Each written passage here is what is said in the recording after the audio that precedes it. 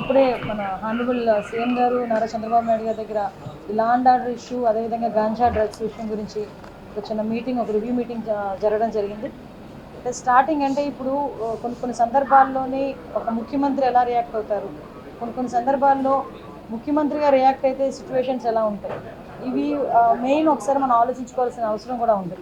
ఎందుకంటే ఈ మధ్యకాలంలో మీరు జరుగుతున్న మొన్న ముచ్చుమర్రి ఇష్యూ మనకి అందరికీ తెలుసు. నంద్యాల జిల్లాలోని ముచ్చుమర్రిలోని ఒక చిన్న పాప 9 years బేబీ, అమ్మాయి అత్యాచారానికి గురయ్యి అమ్మాయి హత్యకి గురయ్యింది. ఇప్పటికీ కూడా అంటే బాడీ కూడా ట్రేస్ అవుట్ అయ్యే పరిస్థితి కూడా కనిపించలేదు. సో ఇటువంటి సిచ్యువేషన్స్లోని మాట్లాడేటప్పుడు కూడా చాలా క్లియర్గా ఇటువంటి సంఘటనలు ఎందుకు జరుగుతున్నాయి, ఇది ఒక ఎత్తు అయితే, నిన్ననే మనం చూసాం ఒక 6 నెలల పసికందు, నిజంగా వాడిని రాక్షసుడనాలో వాడిని ఏమనాలో కూడా అర్థం కాని పరిస్థితి ఉంది. అటు ఒక చిన్నతాత వరుస అయిన వ్యక్తి ఆ అమ్మాయిని అబ్యూస్ చేయడం, 6 నెలల పసికందు మీద కూడా అత్యాచారానికి ఒడిగొట్టడం, నిజంగా చూస్తూ ఉంటే కొన్ని సిచ్యువేషన్, అతని సిచ్యువేషన్ కూడా మేము అక్కడ ఎస్పీ గారిని కూడా, నాకు తెలిసిన వెంటనే నేను ఎస్పీ గారితో మాట్లాడడం జరిగింది. ఎస్పీ గారు చెప్పడం కూడా ఏంటంటే కంప్లీట్గా తాగిన మైకంలో, ఎంత తాగాడంటే ఈవెన్ పోలీస్ స్టేషన్కి తీసుకొచ్చిన తర్వాత కూడా అతనికి తెలివి రాలే, అప్పటికి కూడా అదే మైకంలో ఉన్నాడు. అలాంటి మైకంలో ఆ పిల్లని పాప చిన్న పసికందుని అత్యాచారం చేసిన సంఘటన కానీ ఇవన్నీ చూస్తూ ఉంటే చంద్రబాబు నాయుడు గారు నిజంగా స్టార్టింగ్ ఇవే టాపిక్స్ ఎత్తుకున్నారు. మేము కూర్చున్న తర్వాత అసలు ఎందుకు ఈ పరిస్థితులు వస్తున్నాయి, ఎందుకు ఇటువంటి సిచ్యువేషన్స్ ఎందుకు మనం ఎదుర్కోవాల్సిన అవసరం వచ్చింది, ఎందుకు లిక్కర్ మీద, గాంజా మీద, డ్రగ్స్ మీద మనం ఎట్టి పరిస్థితులు ఉక్కుపాదం మోపాలి. ఈ గంజాయి మత్తులోని కానీ, డ్రగ్స్ మత్తులోని కానీ, ఈ మద్యం మత్తులోని కానీ వీళ్ళు చేసిన అరాచకాలు చూస్తూ ఉంటే ఎక్కడో ఒకడ వీళ్ళకి ఫుడ్ స్టాప్ పడాలి అనే ఉద్దేశంతో, ఎస్పెషల్లీ ఈ 2 కేసుల విషయంలో మనకి విజయనగరం జిల్లాలోని రామభద్రాపురం మండలం జీడిక వలసలోని జరిగిన 5 నెలల పసికందు మీద జరిగిన అత్యాచారం కానీ, ఇప్పుడు ఈ మచ్చుమరిలోని అమ్మాయి హత్య విషయంలోని కానీ చాలా చాలా సీరియస్గా స్పందించి గౌరవ ముఖ్యమంత్రి గారు ఈ 2 ఇష్యూస్కి కూడా ఒక స్పెషల్ కోర్టుని కూడా ఇమీడియట్గా ఏర్పాటు చేసి, ఆ స్పెషల్ కోర్టు ద్వారా అతి తొందరగా నిందితులు ఎవరైతే ఉన్నారో వాళ్ళకి శిక్ష పడే విధంగా చేయడానికి ఆదేశాలు కూడా జారీ చేయడం జరిగింది. అదేవిధంగా ఇప్పుడు ఎవరైతే మనకి ఈ ముచ్చుమర్రి విషయంలోనైతే ఆ అమ్మాయి మరి అతి క్రూరంగా చంపబడింది. ఏదైనా మనం మామూలుగా మాట్లాడుకునేటప్పుడు కూడా చాలా క్లియర్గా ఆలోచన చేసుకోవాలి. ఆ అమ్మాయిని కూడా గొంతు నిలిపి చంపి అక్కడ వాళ్ళు చెప్పిన విధానం బట్టి ఒక రాయి కట్టి అక్కడున్న చెరువులోనో కొలలోనో పడేసిన పరిస్థితి. సో అటువంటి సిచ్యువేషన్లో అమ్మాయి బాడీ కూడా ట్రేస్ అవుట్ అవ్వలేదు. ఎన్డీఆర్ఎఫ్ బృందాలు ఇంచుమించుగా చాలా ఎక్కువగా మేమందరం కూడా పంపించడం జరిగింది. ప్రతిరోజు కూడా కంపల్సరీగా చంద్రబాబు నాయుడు గారు దీని గురించి మానిటర్ చేస్తున్నారు. మమ్మల్ని ప్రతిరోజు అడుగుతున్నారు ఎంతవరకు వచ్చింది, అతని రిపోర్ట్ ఏంటని అడుగుతున్నారు. దీని మీద మేము అంత ఎన్డీఆర్ఎఫ్ బృందాల దగ్గర నుంచి అన్నీ కూడా ఎతికినా కూడా అమ్మాయి బాడీ అయితే ట్రేస్ అవుట్ అవ్వలేదు. ఇప్పుడు ఆ తల్లిదండ్రులు వాళ్ళు ఎవరైతే నిందితులు ఉన్నారో నిందితులను కూడా పట్టుకుని రిమాండ్కి పంపించడం కూడా జరుగుతుంది. అరెస్ట్ చేయడం జరిగింది. ఇప్పుడు రిమాండ్ కూడా పెడుతున్నారు. అట్ ద సేమ్ టైం ఆ కుటుంబానికి చనిపోయిన బిడ్డని ఎవరు కూడా తీసుకురాలేరు. జస్ట్ వాళ్ళకి ఒక కాంపెన్సేషన్ విషయంలో ఒక 10 లక్షల రూపాయలు ఇవ్వాలని చెప్పి ఆ ముచ్చుమరి కేసులో మనకి 9 సంవత్సరాల ఆడబిడ్డకి ఏదైతే అన్యాయం జరిగిందో, అమ్మాయి హత్యగా వెంచబడిందో ఆ కుటుంబానికి 10 లక్షల రూపాయలు. అదేవిధంగా ఇప్పుడు అత్యాచారానికి గురైన బాలిక ఉంది, బాలిక ఇన్ ద సెన్స్ పసికందు, ఆ పసికందుకి కూడా ఒక 5 లక్షల రూపాయలు ఫిక్స్డ్ డిపాజిట్ చేసి రేపు పొద్దున్న అమ్మాయికి ఉపయోగపడేటట్టుగా ఫిక్స్డ్ డిపాజిట్ చేయమని కూడా ఇప్పుడే సీఎం గారు ఆదేశాలు ఇచ్చారు. ఈ విషయంలో ఎలాంటి వాళ్ళైనా కూడా పగడ్బందీగా ఎట్టి పరిస్థితులను వదిలే ప్రసక్తి లేదు అని చెప్పి చాలా క్లియర్గా చెప్పడం జరిగింది.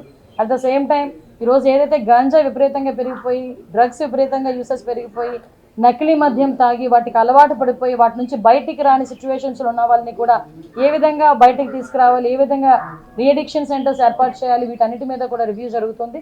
డెఫినెట్గా రాబోయే కాలంలో ఆడపిల్ల మీద ఒకటి మాత్రం చాలా క్లియర్ అండి, ఆడపిల్ల మీద తప్పుడుగా చూడాలనుకున్నా కూడా భయం కలగాలి. తప్పుడుగా వాళ్ళ మీద ప్రవర్తించిన రోజే అదే ఆఖరి రోజు అవ్వాలి వాడికి అన్న విధంగా చట్టాలని కూడా మేము క్లియర్ కట్గా చట్టాలని కూడా మేము చేసుకుంటామండి. డెఫినెట్గా రాబోయే కాలంలోనే ఆడపిల్లల మీద ఎటువంటి అఘాయిత్యాలు జరగకుండా చూసుకునే బాధ్యత కూడా తీసుకుంటాం. ఏదైతే ఈ 2 విషయాలని కూడా నేనే స్వయంగా వెళ్ళి వాళ్ళకి ఆర్థిక సహాయం అందించేటట్టుగా నేను ఏర్పాటు చేస్తాను. 9 రోజులండి. నిజంగా మీరు ఆ విషయంలోని మనం ఏది దాటేయాల్సిన అవసరం లేదు. ఎందుకంటే 9 రోజులు కూడా డే ఫస్ట్ నుంచి కూడా కంప్లైంట్ వచ్చిన డే ఫస్ట్ నుంచి కూడా ఎవరైతే నిందితులను పట్టుకున్నారో ఆ నిందితులను పట్టుకుని వాళ్ళు ఇంట్రాగేట్ చేస్తున్నారు. ఆఖరికి ఏంటంటే గట్టిగా ఇంట్రాగేట్ చేస్తే వాళ్ళ తల్లిదండ్రులు ఇందులో ఇన్వాల్వ్ అయినారు. అంటే ఎవరైతే ఆ ముగ్గురు పిల్లలు కూడా మైనర్లే, ఆ ముగ్గురు పిల్లలు మైనర్లు, వాళ్ళు చేయలేరు కాబట్టి వాళ్ళ పేరెంట్ని ఎవరినో సహాయం తీసుకున్నారు. వాళ్ళ పేరెంట్ ఏంటంటే కొడుకులు రక్షించాలన్న తపనలోని ఈ విధంగా వాళ్ళు కూడా చేయడం అనేది జరిగింది. డెఫినెట్గా తీసుకురావాలండి. మైనర్ల గురించి అనే కాదు, ఇప్పుడు విషయం ఏంటంటే వెబ్సైట్లు విపరీతంగా పెరిగిపోయినాయి. ఇప్పుడు వాళ్ళు పెట్టిన చూసిన తర్వాత కూడా వీళ్ళు ఫోన్ వెబ్సైట్స్ ఎక్కువగా చూడటం అన్నది వాళ్ళ అలవాటు అయిపోయి ఇప్పుడు ఎక్కడి నుంచి అంటే మరీ ఏదో జీరో నుంచి మొదలు పెట్టాల్సి వస్తుంది ప్రక్షాళన అన్నది. ఈ వెబ్సైట్లు విపరీతంగా పెరిగిపోయినాయి. ఎవరు పడితే వాళ్ళ చేతులు స్మార్ట్ ఫోన్లు ఉంటున్నాయి. తల్లిదండ్రులు కూడా వాళ్ళు ఏం యూజ్ చేస్తున్నారు అనేది కూడా, ఏమి చూస్తున్నారు అనే దాని మీద కూడా అవగాహన మనకి రావట్లేదు. ఏంటో ఇప్పుడు అంటే కొన్ని రాజకీయంగా విమర్శలు అవసరం లేదు కానీ ఇటువంటి సిచ్యువేషన్స్లో బట్ నేను ఏమంటానంటే దయచేసి మీ బిడ్డలకి ఫోన్లు ఇచ్చేటప్పుడు, ట్యాబ్లు ఇచ్చేటప్పుడు, ల్యాప్టాప్లు ఇచ్చేటప్పుడు ఒక కంట కనిపెట్టాలి. ఎందుకంటే వాళ్ళందరూ చిన్నపిల్లలు, వాళ్ళకి తెలియక చాలా వ్యవహారాల్లో వాళ్ళు తలదూరుస్తుంటారు.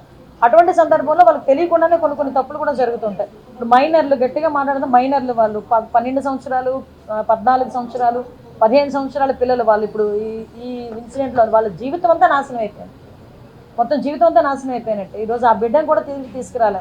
ఆ విషయంలోని కూడా దయచేసి తల్లిదండ్రులు కూడా కొంచెం అవేర్గా ఉండాలి. నెక్స్ట్ స్కూల్స్లో కూడా వాటి మీద కంపల్సరీగా అవేర్నెస్ క్రియేట్ చేయాలి అన్నది మాత్రం.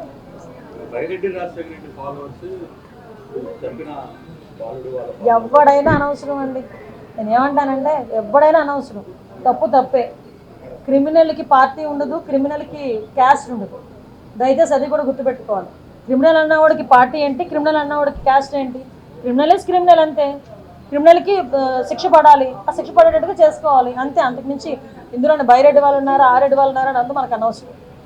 తప్పు చేశాడు, శిక్ష పడాలి అంతే. ఆ శిక్ష కూడా ఎప్పుడో పడవడం కాదు, ఇమీడియట్గా పడాలి. ఆ శిక్ష కూడా యాజ్ వెల్ యాజ్ పాసిబుల్ పడాలి. ఆ శిక్షను చూసైనా మత్తులో ఉన్నవాడికి కూడా అరే నేను ఈ తప్పు చేస్తే నాకు ఈ శిక్ష పడుతుంది అన్న ఆలోచన రావాలి. అలాంటి శిక్షలు పడాలి, అది మేము కోరుకునేది. మొత్తం 5 మెంబర్స్ని అరెస్ట్ చేశారు. వాళ్ళ ఫాదర్ని ప్రస్తుతానికి వాళ్ళని అరెస్ట్ చేశారు. ఇంకా ఎంక్వైరీ కూడా జరుగుతుంది, ఇంకెవరైనా ఇందులో ఇన్వాల్వ్ ఉన్నారేమోనని. ప్రస్తుతానికి అయితే ఇప్పుడు 5గురిని అరెస్ట్ చేశారు, 5గురిని కూడా రిమాండ్ పెట్టారు.